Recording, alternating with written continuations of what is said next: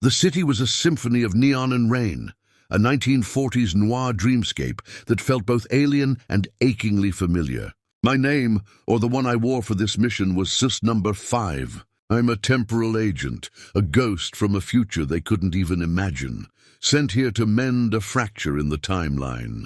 My orders were simple: identify and neutralize a chronal anomaly threatening to unravel history. The anomaly was a whisper, a subtle change centered around this rain-slicked metropolis. I adjusted the collar of my trench coat, the futuristic fabric beneath it a stark contrast to the wool and smoke of the era, and stepped into the past. My target was a key event, a single moment that, if altered, would cascade into a future of ruin.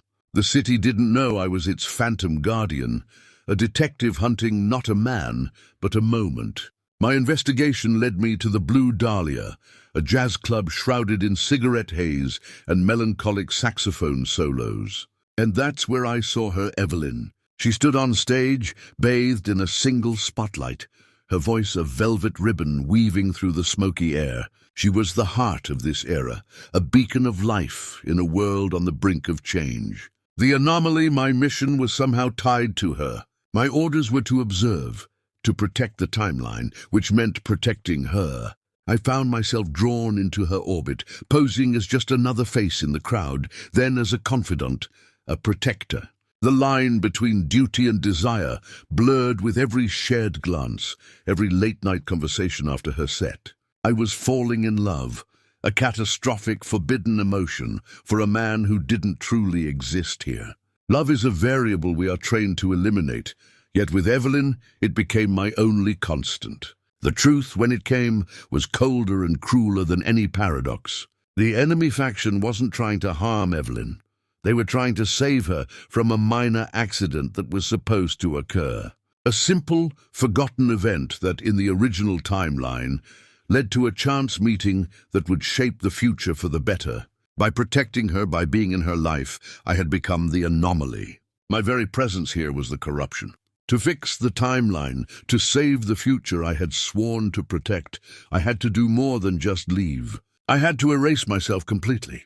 Every moment we shared, every laugh, every touch had to be undone. The only way to save everything was to ensure that in this reality, Susnumber 5 had never existed. Evelyn would be safe, but she would never know I had been the one to save her. She would never even know she needed saving. The final act was a silent one. A few keystrokes on the temporal device hidden in my pocket, a quiet recalibration of history. I watched from the shadows across the street as the timeline stitched itself back together. I saw her leave the Blue Dahlia, happy and vibrant, her arm linked with the man she was always meant to meet. She glanced in my direction, but her eyes passed right through me, seeing only the rainy street beyond. There was no flicker of recognition, no ghost of a memory. I was already a phantom, a whisper fading from existence.